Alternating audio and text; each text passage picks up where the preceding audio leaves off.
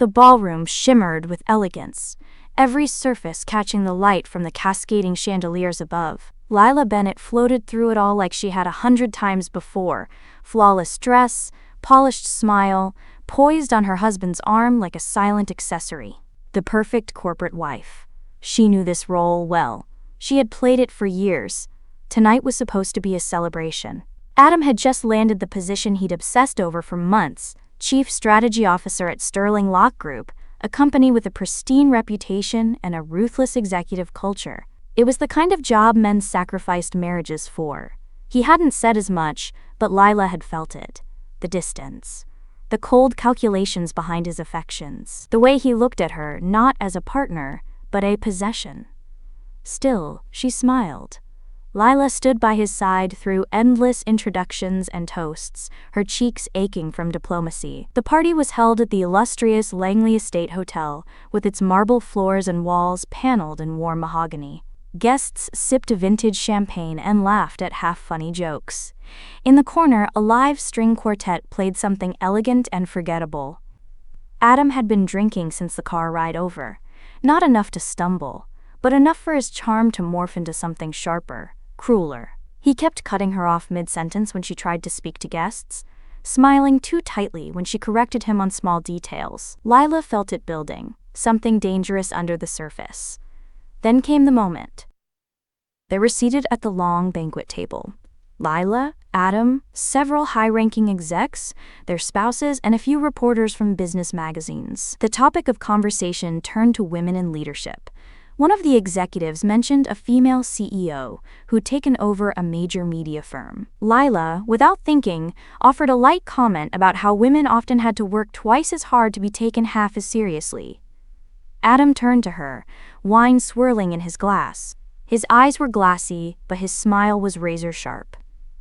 "Oh, come on, Lila," he said, loud enough for everyone to hear. "Let the grown-ups talk business." The table fell into a tense silence.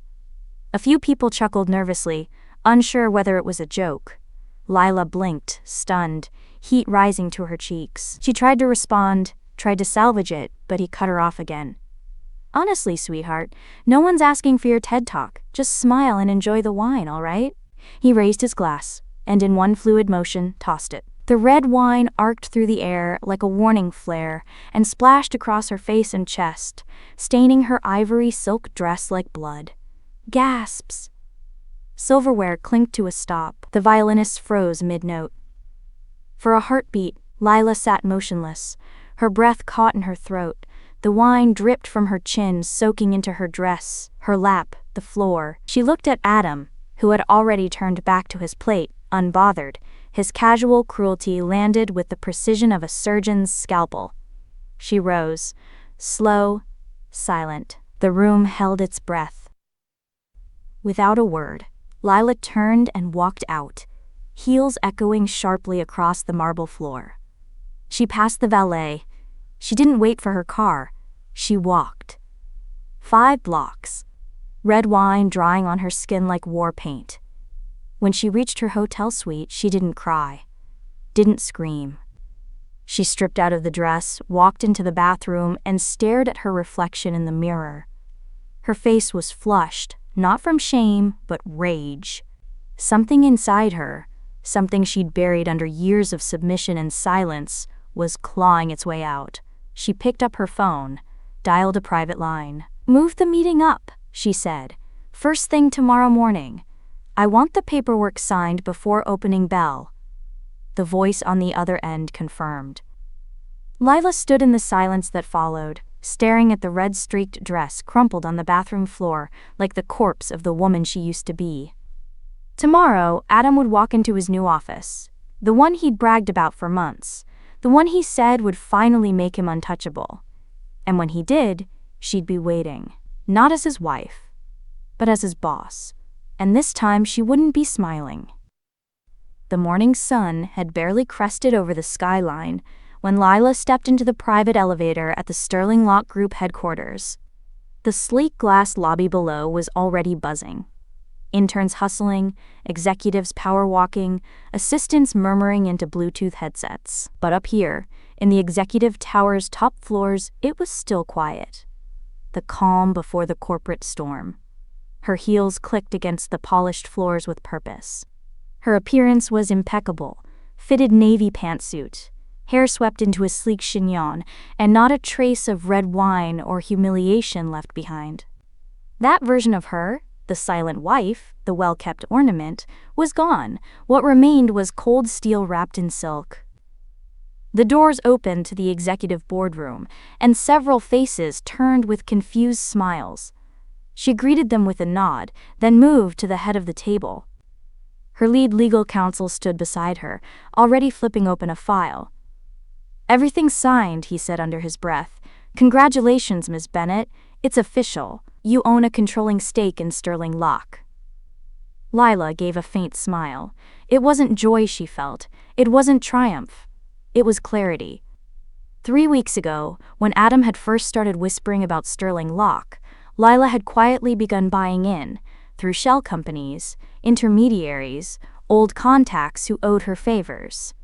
She kept her name out of the headlines, let the news cycle focus on rumors of a, quote, mysterious investor, and waited until the board was just desperate enough to accept a full acquisition offer. They had no idea the new owner was a woman, and less idea that she was his woman. A tremor of satisfaction rippled through her as she signed the final document with a black Mont Blanc pen. Ink on paper. Authority transferred. Titles restructured. And now, she was CEO. Downstairs, Adam strutted through the main lobby in a navy suit he'd laid out the night before. Tailored, flashy. His face was freshly shaved, his jaw set in that charming, self-assured smirk that he wore like armor. He was practically glowing. This was his day. The culmination of late nights, networking, manipulation, and endless charm offensives. This job was the prize he'd thrown his soul at. Possibly his marriage, too. But that hardly mattered now. He'd landed it, chief strategy officer of the most competitive firm in the region. He straightened his tie in the mirrored elevator wall, whistling under his breath. "Top floor," the assistant beside him chirped. "You'll be reporting directly to the CEO. It's a newly acquired executive, private investor out of Chicago." Adam smiled wider. "Fresh blood. I like that." He stepped off the elevator with a confident stride and followed the assistant past glass walls and frosted doors. Each one had names. People he'd researched. People he'd be charming in no time. He practiced the opening line he'd use in the CEO's office. Something cool. Smooth. Something to impress. Then the assistant pushed open the final door. "Ms. Bennett will see you now." Adam stopped short. There she was, Lila, sitting behind the executive desk, her legs crossed, a tablet in hand, and a calm, unreadable expression on her face. For a split second, his brain couldn't process it. It was like seeing a ghost. His wife, ex-wife as of how he'd been behaving, wasn't supposed to be here. Not in that chair. Not in this building. "What the hell is this?" he asked, his voice cracking like a bad actor mid-performance. Lila didn't rise, didn't flinch, just looked up at him slowly. "Welcome to your first day, Mr. Bennett," she said. "Please sit down." He didn't move. You can't be." "I can. And I am," she said, her tone clipped. "Effective 7:30 a.m. today, I am the acting CEO of Sterling Lock Group. Your appointment was finalized before the acquisition, so technically, I am your boss." "You bought the company?" he whispered, as if saying it too loud would make it real. "No, I acquired it. You buy cars. You acquire power." Adam looked like he had been punched in the stomach with a velvet glove. He opened his mouth, closed it again. "I'd advise you to take your seat, Adam," she said, eyes sharp. "You have a lot to learn, and you're already late." She watched him struggle to reconcile the reality with the arrogance he'd lived in for years. And it was delicious. Lila didn't feel vengeance. She felt control. And for the first time in years, it fit her like a tailored suit. Adam sat across from Lila in the executive conference room, the same space where he'd imagined himself running meetings, making bold decisions, earning reverence with every word. But now, he was shrinking in his chair, the air around him chilled by something far more dangerous than corporate air conditioning: Lila's quiet control. The room was full. Division heads, senior managers, HR legal. And at the head of the table, Lila, her fingers steepled, her expression unreadable. She hadn't looked at Adam once since he entered. She didn't need to. Her presence filled the room with an unspoken message. "Things have changed." Adam cleared his throat. "If I may?"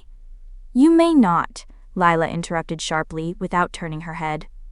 "We'll begin with departmental restructuring, then we'll address strategy. Then, if there's time, we'll entertain comments from new hires." A few people shifted in their seats, uncertain whether they were watching a power struggle or a bloodletting. No one dared speak. Lila clicked her tablet and began to present. Her voice was cool, precise, and devoid of personal emotion. Effective immediately, the executive structure will flatten. Middle management redundancies will be reassigned or released. All strategic operations will now report directly to my office, including CSO initiatives. Her eyes flicked up for a nanosecond, landing briefly on Adam. "We'll be operating with a results-first approach. Titles mean nothing here. Performance does." Adam felt the sting like a slap. He was the CSO. That should have been his moment to shine. Instead, he'd just been publicly demoted without losing his title. "Any questions?" Lila asked. No one spoke. "Good. Let's proceed to individual reviews." The next 2 hours were brutal. Adam watched as Lila dismantled every ego at the table with quiet efficiency. She challenged numbers. She questioned motivations. She asked managers why certain projects lagged behind KPIs. She demanded metrics, not excuses. And when someone tried to deflect, she pounced. "This company ran on cruise control for far too long," she said flatly. "That ends now." By the time the meeting adjourned, the air was thick with stunned silence. People filed out like survivors leaving a battlefield, grateful to still have limbs. Adam lingered behind. "You've made your point," he said, closing the conference room door. "Public humiliation noted. Can we talk now?" Lila looked up at him, her expression perfectly still. "About what?" "About this power trip you're on. You blindsided me." "You mean like when you doused me in wine in front of your colleagues and called me a housewife with opinions?" she asked, raising one eyebrow. "Is that the kind of blindsiding you mean?" His jaw tightened. "You know what that was." "Yes," she said. "It was the last time you embarrassed me." He stepped forward, voice lowering. "Lila, what are you trying to prove?" She stood slowly, walking toward him, not with menace, but with finality. "I'm not here to prove anything. I'm here to lead. And if you think you can manipulate this company the way you manipulated our marriage, you're going to find yourself without a seat at any table. You're making this personal." "No," she said, now just inches from him. "You did, when you thought I was someone you could control, someone who would stay quiet, smile pretty, and clean up the messes you left behind." Adam's facade cracked. For the first time, uncertainty flashed in his eyes. "This job was supposed to be my start over," he said, more to himself than to her. "It still can be," Lila replied. "But understand something. I won't protect you, I won't coddle you, and if you screw up, I won't hesitate to remove you." He studied her, really studied her, for what felt like the first time in years. "You're different," he said quietly. "I'm free," she answered. She walked past him and opened the door. "You have a team meeting in 20 minutes. Don't be late. And wipe that smirk off your face. You work here now." Adam stepped into the hallway, stunned and seething. Around him, whispers had already begun. Lila remained behind, staring at the conference room table, the ghost of Adam's ambition still clinging to the seat he'd just left. She didn't smile. This wasn't about revenge. Not yet. This was about control, and she had only just begun. The quiet hum of the executive suite was deceptive, peaceful on the surface, but beneath the glass and steel, something was beginning to shift. Lila sat alone in her office, bathed in the glow of dual monitors. Outside, the skyline glittered with prosperity. Inside, the only illumination was the cold light of hidden truths. She hadn't slept much since the takeover. Not from anxiety, but anticipation. Something about Adam's arrogance didn't just reek of entitlement, it reeked of secrets, and secrets always leave fingerprints. She tapped a few keys and opened a secure server, the confidential finance records for Sterling Lock's senior staff. It had taken a few well-placed authorizations and a carefully worded email to IT, but she now had full access to every restricted directory in the system, including Adam's. At first, it was standard: salary structure, contract bonuses, benefits package, all inflated, of course. He'd negotiated his worth like he was indispensable. But then she noticed a folder mislabeled as Vendor Reports Q3. When she opened it, the contents weren't spreadsheets, they were PDFs of wire transfers. Dozens of them, spread out over nearly 2 years. The recipient names were all generic: Consultant X, Discretion Services, Logistics LLC. But the amounts weren't. $5,000 here, $12,000 there. One was nearly $60,000, marked only with the memo: retention. Lila narrowed her eyes. Offshore accounts, shell companies, buried transactions, all routed through shadow subsidiaries. These weren't standard perks or expense reports. This was laundering. She scrolled faster now, her heartbeat sinking to the staccato click of her mouse. The amounts weren't just financial red flags, they were patterns, hidden silence, insurance policies, payouts, and then she saw it. A transfer made 8 months ago, $25,000 wired to a holding company registered in the Cayman Islands. The recipient name V. Langford. Her breath caught. Victoria Langford. Her Victoria. Lila sat back, stunned. She hadn't heard that name in years. Not since the scandal that split their friendship down the middle, when Victoria vanished without warning after allegedly betraying a mutual friend in a corporate embezzlement scheme. Lila had tried to defend her, but the fallout was nuclear: reputation destroyed, friendships severed, Victoria disappeared. And now she was back? On Adam's payroll? No. It couldn't be coincidence. Fingers trembling slightly, Lila opened the company's internal directory. She ran a search. There she was. Victoria Langford, Strategic Communications Advisor, hired 3 months ago, reporting to Adam Bennett. Lila stared at the screen, heart pounding in a rhythm that felt almost surreal. He didn't just cheat on her, he did it with her. And he brought her here. It was a punch to the gut, sharper than any public humiliation. Because Adam knew what Victoria meant to her. He knew the story. The betrayal. The pain. He knew it. And he still walked her through those doors, handed her a title, and wrote her a paycheck. Was it deliberate? Of course it was.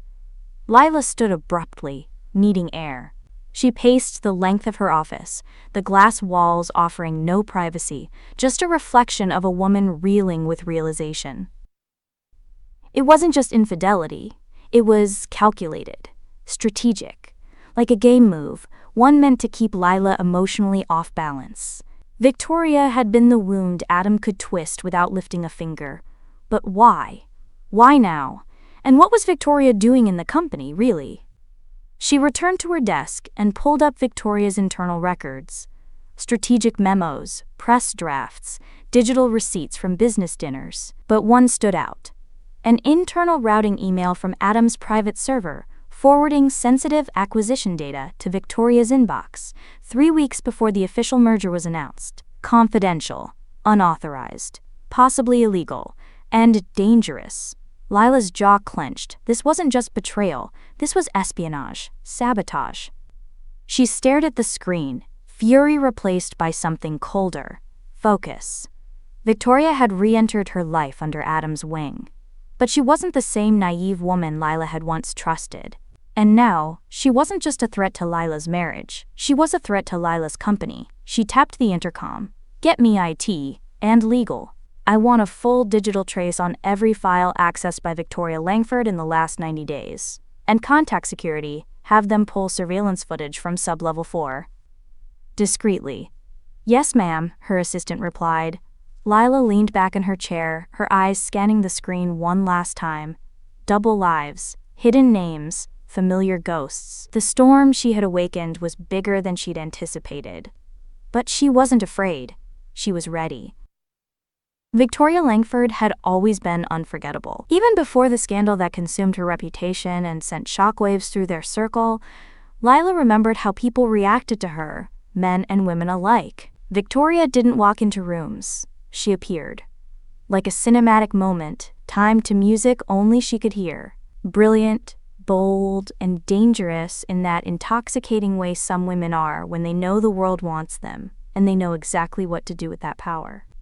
And now, after nearly 5 years of radio silence, she was back.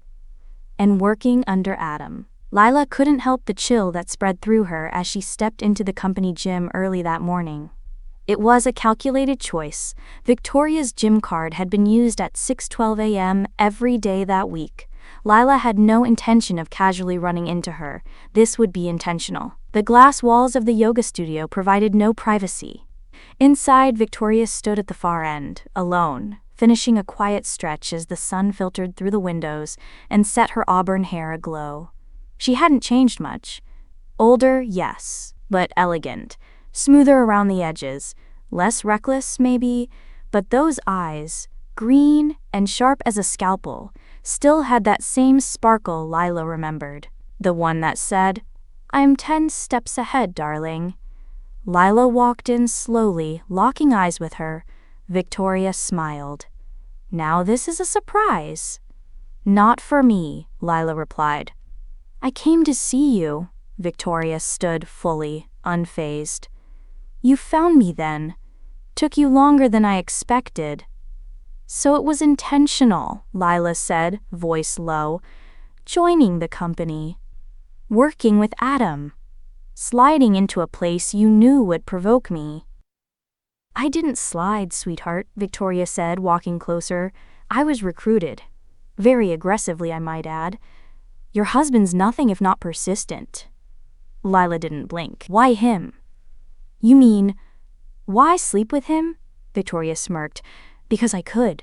Because he offered something I needed. Because, frankly, he reminded me of you back when we were still friends. Ambitious, ruthless, and starving for something no one could quite name. You and I were never the same," Lila said, stepping forward. "And you weren't just a fling. He paid you. Wired you money through offshore accounts. That's not seduction, that's a transaction." Victoria's smile faltered slightly, the mask slipping just an inch. "You've done your homework. You didn't think I would?" "I knew you would eventually," Victoria said, circling her like a vulture. "But I also knew it would take you time."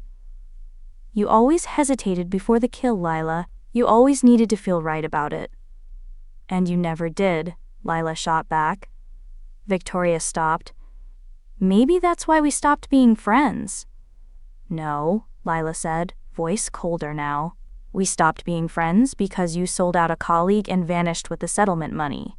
You betrayed people who trusted you. Including me." Victoria's expression hardened. "I was made the scapegoat, and you let them do it." "I believed in you," Lila snapped. "I defended you until I looked stupid for it, and then you left." A silence fell between them. And then, softer, Victoria said, "You and I both know Adam isn't innocent in any of this." Lila studied her carefully. "How long has it been going on?" Victoria's eyes flickered. 2 years. Off and on. He's a storm. Violent, magnetic, and utterly self-serving. You think I'm the villain here? I was just another object he thought he could own. "Then why come back?" Victoria hesitated. "I wanted in," she said finally. On the company. On the future. I didn't come crawling to Adam. He came to me, offered power, influence, a seat at the table. I said yes. I didn't know you were buying the company until the deal was already closing. Are you here to destroy him? Lila asked. No, Victoria whispered. I'm here to survive him. That gave Lila pause. For the first time, the woman in front of her didn't look like a threat. She looked like a warning. Help me, Lila said suddenly. Victoria's brows raised. Excuse me? You know things, Lila said. If you give me what I need, emails, documents, proof of what Adam's done, I'll make sure you walk out of this with your name cleared and a golden parachute. Victoria considered that for a long, tense moment. Then she nodded slowly. Under one condition? Lila crossed her arms. Which is? You don't hesitate this time, Victoria said. When it comes time to destroy him, you finish it. Lila didn't flinch. I will, she said. And for the first time in years, the two women stood side by side again, not as friends, but as co-conspirators. The rain that lashed against the floor-to-ceiling windows mirrored Lila's thoughts, relentless, cold, and unceasing. She stood in her office long after everyone had left, the city below flickering like a restless engine. Her conversation with Victoria had shaken something loose, not just anger. Not just betrayal, fear. Because if Victoria was telling the truth, if Adam had charmed and used her as part of a larger scheme, then he wasn't just unfaithful. He was calculated, dangerous, and hiding much more than affairs and financial sleight of hand. That night, Lila did what she hadn't done in years. She returned to the archives. Not the public-facing records, not even the executive-level financials, but the off-the-books stuff, the internal complaint reports, security logs, and encrypted communication backups salvaged during the acquisition. Her assistant had flagged the server as outdated and potentially corrupt. Lila now understood why Adam hadn't wanted it touched.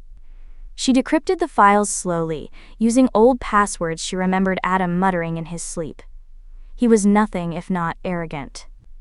It never occurred to him she might one day use his habits against him. She unearthed a trove of flagged communications, emails, heavily redacted reports, even audio clips from emergency board meetings at Adam's former firm, Silvervale Equity Partners. One name surfaced again and again: Maya Torres, a junior analyst. The first mention was small, an HR complaint filed 3 years ago, alleging inappropriate behavior by a senior partner.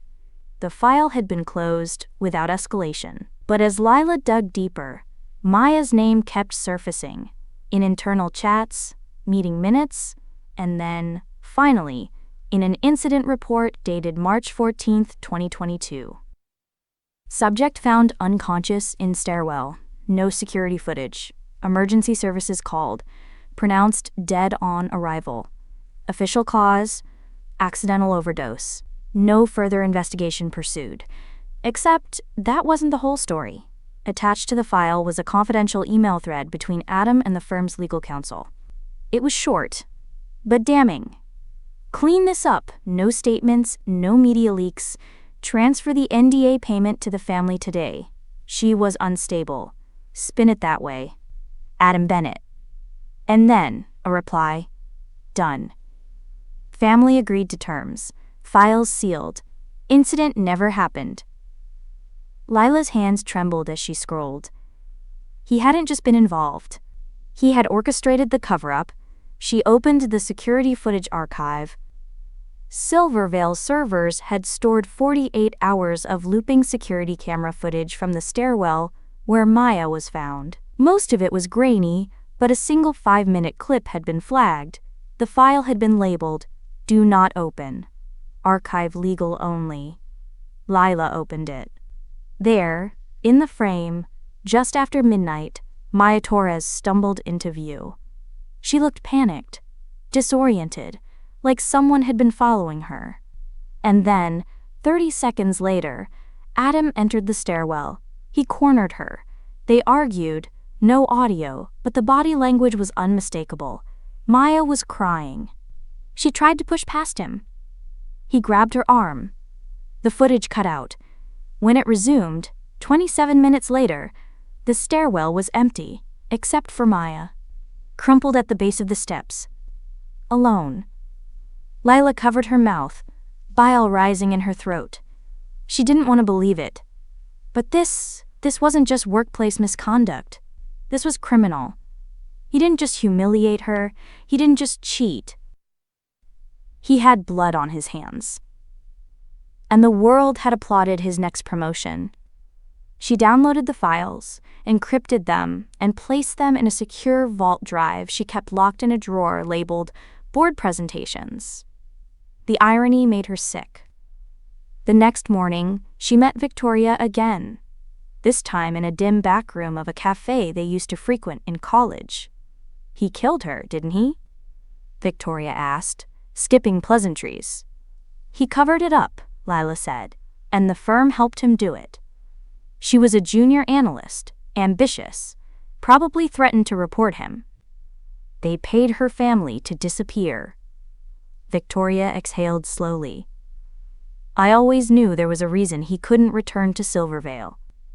He made it sound like he left for greater opportunities. But no one ever says what really happened there. Well, now we know, Lila said, and I have proof. What are you going to do with it? Victoria asked. Lila looked out the window. The rain had stopped, but the storm inside her was just beginning. I'm going to do what no one else did, she whispered. I'm going to make sure the truth comes out. And this time, no NDA, no hush money, no more buried stairwells. She turned to Victoria, her eyes sharper than ever. We're not dismantling a man anymore, she said. We're dismantling a machine. And Victoria nodded. Game on. The first rule of war, Lila had learned, was that you never win alone. Revenge might start as a solitary fire, but to bring down someone like Adam Bennett, charming, powerful, and cloaked in layers of privilege, it took more than rage. It took strategy. It took allies. It took others who'd been burned, and were just waiting for someone to strike the match. She began with the names she knew he'd long since written off.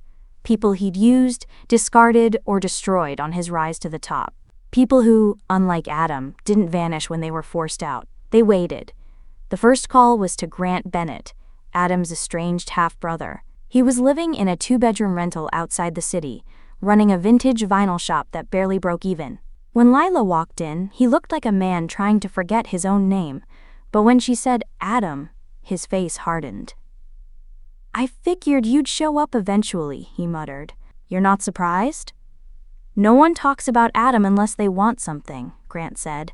And no one wants anything unless they've finally seen what he really is. Lila didn't deny it. I need your help, she said. He poured them both coffee from an ancient French press and sat across from her. Then you need to hear the truth first, he said. He ruined our father's final months, manipulated the will, took every asset. I walked away to protect what little I had left, my sanity. He reached into a drawer and pulled out a dusty folder. I kept copies, records, conversations, emails. He threatened me with legal action if I ever came forward. Lila's hands tightened around the folder. That ends now. Next was Michelle Tran, Adam's former assistant, fired 2 years ago after refusing to work overtime hours without pay. At the time, Adam painted her as unstable and emotional in an HR memo Lila now knew he fabricated. Michelle had been hard to find, working freelance admin gigs, surviving paycheck to paycheck. Lila tracked her down to a co-working space in Midtown. I thought you were calling to sue me, Michelle said cautiously. I'm here to apologize, Lila said instead. And to make it right, Michelle blinked. Why now? Because I know the truth about what happened at Silvervale, Lila said gently. About Maya. About how you were the one who flagged the HR complaint before she died. Michelle froze. No one ever followed up, she said, her voice shaking. They made it disappear. I thought I was crazy. You weren't, Lila said. You were silenced. And just like that, Michelle agreed to help. She had screen recordings, backed up email chains, and even a voice memo she'd saved, just in case, one in which Adam warned her to forget what she saw. Then came Raymond Cho, a former partner ousted after Adam's rise through the boardroom ranks. His reputation was smeared with rumors of embezzlement, rumors Lila now suspected Adam had planted to take his seat.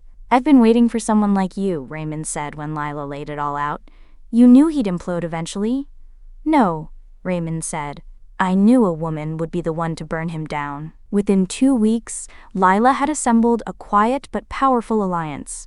Grant with family dirt, Michelle with insider evidence, Raymond with legal strategy, and Victoria with access to Adam's personal schedule, passwords, and trust.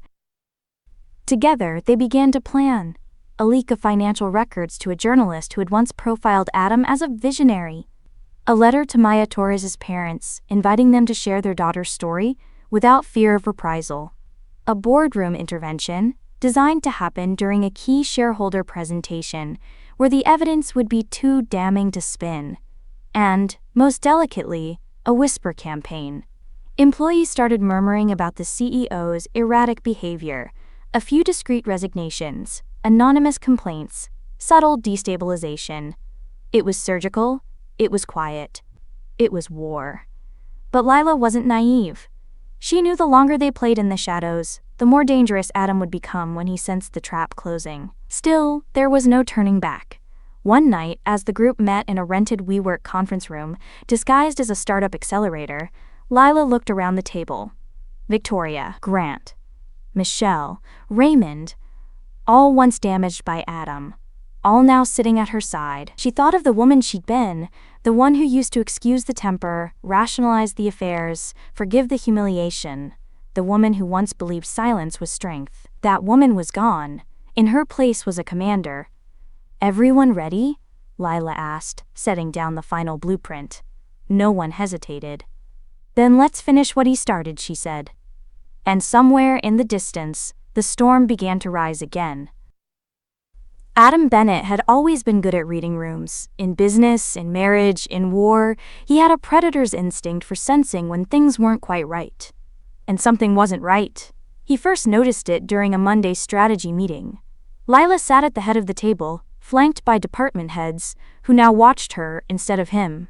Her posture was razor straight, her voice cool and sharp, as she assigned projects he thought were already under his control. When he tried to object, her eyes flicked to him. Not angrily, not even coldly, just like he didn't matter. It was the first time he felt invisible in his own narrative. Then came the email leak, a harmless enough memo until a whistleblower-friendly blog picked it up and twisted it into something sinister. Adam Bennett demands 14-hour days from junior staff. The story went viral in niche business forums. A former intern tweeted that it wasn't just true, it was worse. Within 48 hours, HR had launched a review of his department for optics. He could smell sabotage. The question was, who? By the end of the week, it was more than emails. Someone was calling old enemies of his and stirring them back to life. Raymond Cho had shown up on a podcast, casually mentioning a toxic executive who buried careers to climb ladders. Then Michelle Tran reappeared on LinkedIn with a post about being, quote, silenced by male leadership. Thousands of likes, dozens of comments. Lila had even shared it herself, with a heart emoji and the word brave. Adam clenched his jaw. He wasn't stupid, he'd underestimated her. She wasn't just angry, she was orchestrating. And he was getting backed into a corner. So he did what cornered men do. He struck back. The first thing he did was pull favors. The boardroom wasn't loyal to Lila, not entirely. Many of them were old money, old guard men who liked Adam's charisma more than Lila's competence.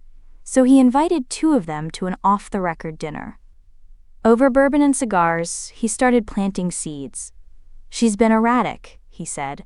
Late-night decisions, aggressive restructuring. There are rumors about her mental state. Unverified, of course, but still, worth watching. He watched them sip their drinks. One leaned forward. Is there something you're not telling us? Adam smiled. Just that this company deserves stability. Leadership it can trust. He knew how to lay bait. Next, he turned to the press. Quietly, anonymously. He fed an old journalist friend a tip. Lila Bennett may have purchased the company through a shell entity linked to overseas interests. Could be legal. Could be unethical. The headline didn't accuse her. It asked a question. But in public relations, a question is often worse than an answer. Then he dug deeper, into her past. It didn't take long to find the one secret she'd buried so deep, she probably thought it had died. A sealed juvenile court record. Lila Bennett. Age 17. One count of criminal negligence leading to injury. He paid a private investigator handsomely to open the box. What he found was potent enough to destroy her if spun the right way. A high school car accident. A best friend in the passenger seat. Drunk driving wasn't proven, but the rumor was enough to haunt her for life. Adam printed the court file and slipped it into a red envelope. He left it on her desk after hours, with one note inside. Funny how easily the past finds its way home. By the end of the week, Lila was fending off gossip, rumors, and an emergency board meeting. To discuss leadership strategy, someone was leaking internal project failures and labeling them CEO mismanagement. Anonymous employee feedback reports painted her as cold, paranoid, and power-hungry. Adam watched it all unfold with a grin. He wasn't trying to win the war anymore, he was trying to tear the whole battlefield down. But what he didn't know, what he couldn't know, was that Lila had already predicted his every move, and behind her silence was a trap still waiting to spring. Because while Adam had been fighting to reclaim power, Lila had been preparing to reveal the monster behind the man. There was a moment, quiet, fleeting, and razor-sharp, when Lila Bennett no longer recognized herself. It came at 2:14 a.m., inside her private office, long after the cleaning staff had gone home. The only light came from the low glow of her monitor and the city blinking beyond the glass. Her hands were still trembling from the email she'd just sent, an anonymous tip to Maya Torres's parents, including the audio file Michelle Tran had uncovered. Adam's voice was on it. Clear, unapologetic, commanding silence. A death covered in spreadsheets. She had just set a grieving family on a path that would ignite everything. But instead of feeling righteous, she felt hollow. Her reflection in the window startled her. Not because of how she looked, sleepless, pale, her jaw set like stone, but because of the coldness in her eyes, the calculation, the satisfaction tinged with something darker. Was this who she had become? She turned away from the glass, gripping the edge of her desk as guilt and clarity collided in her chest. It had started as justice. A reckoning for everything Adam had stolen, broken, betrayed. The wine glass.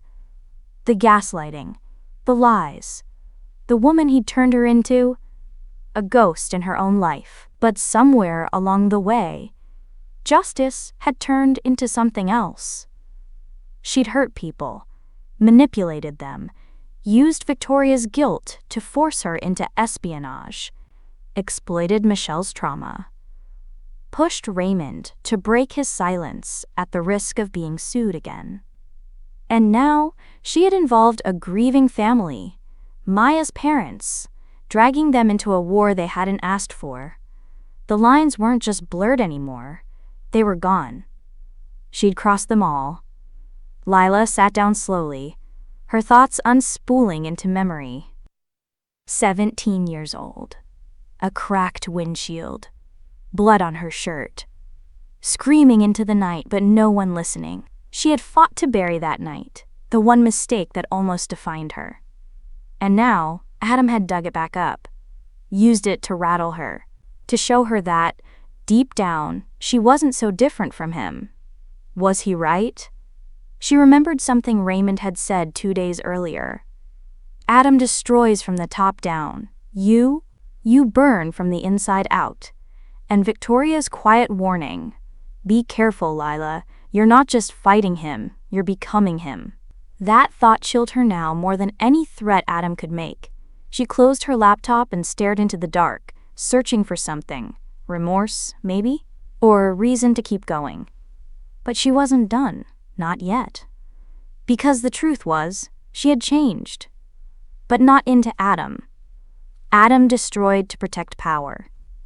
She was destroying to reclaim something she'd lost long before the wine glass ever shattered. The right to exist. Not as a shadow, not as a wife-shaped trophy, but as herself. She didn't want to burn everything down. She wanted to stop pretending she didn't know how. Lila stood and walked to the bookshelf, running her fingers over the spines of unread books and forgotten ambitions. There, tucked between two finance manuals, was a leather-bound journal she hadn't opened in years. She flipped through pages filled with old plans, ideas for nonprofits, notes on mental health funding, sketches for community outreach initiatives, things she'd once wanted to build before Adam taught her how to survive instead. A question bloomed in her mind. What if this war ended, and there was nothing left of her but the rage? The next morning, she wore no makeup to the board meeting, no jewelry, no armor. Just a navy suit, clean lines, a blank slate. She stood before the board and answered every question they threw at her, about the acquisition, about the restructuring, about the rumor mill swirling around her name. She didn't flinch. And when someone timidly asked if she was emotionally fit for leadership, she didn't snap back. She didn't destroy them with a glare. She simply smiled. "I've been underestimated for most of my adult life," she said. "I'm not angry. I'm awake." And when she left the room, she didn't feel hollow anymore, because she knew who she was again. Not Adam's reflection, not a monster, not perfect, but finally real. It was the kind of day that felt ordinary at first. Clear sky, polished boardroom table, coffee cups arranged with surgical precision. No one knew they were walking into a war zone. The quarterly board meeting had been scheduled for weeks, routine, according to the agenda. But Lila had other plans. She arrived 10 minutes early, dressed in black. Not the soft, grieving black of a widow, but the armor of someone prepared for mourning. The death of illusions, of reputations, of carefully constructed lies. No jewelry, no makeup, just purpose. Across the table, Adam took his seat with the cocky half-smile he wore like a mask.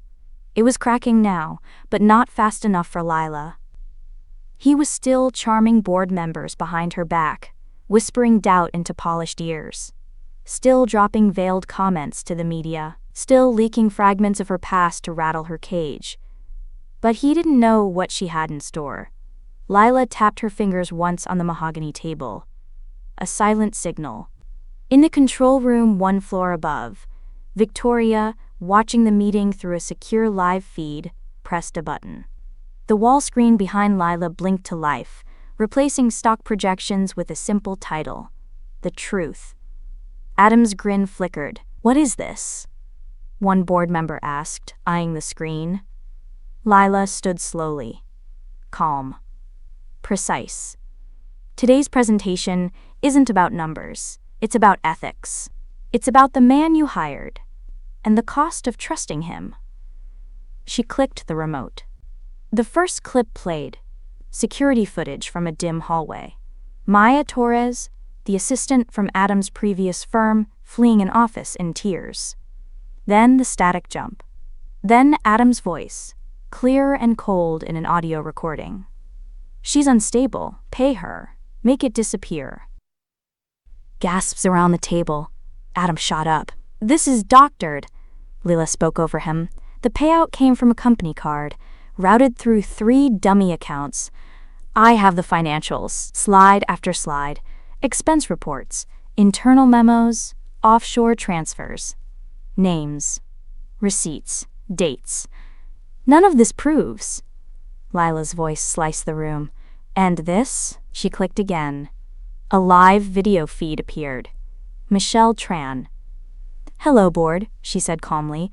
"I worked under Adam Bennett. I was silenced, threatened, but I'm not afraid anymore." More gasps. One board member stood to leave. Another simply stared at Adam like he'd never seen him before. Then came the final blow. "Play it," Lila said quietly. Victoria hit the last file. It was the leak Adam had feared most, a private recording of him bragging at a bar. Drunk, reckless. "I could ruin her, you know. One phone call, drag her high school mistake out of the grave. She's not some saint, just knows how to hide the dirt better." Silence. And then, chaos. Adam lunged forward, knocking over a chair. "This is a setup. She hacked me. This is illegal." "No," Lila said, unmoved. "This is justice." Two security guards appeared at the door. They didn't grab Adam yet, but their presence signaled the tide had turned. The head of compliance stood slowly. "Mr. Bennett, you're hereby suspended pending a full investigation." "I built this company!" Adam shouted, veins pulsing at his neck. "You can't erase me!"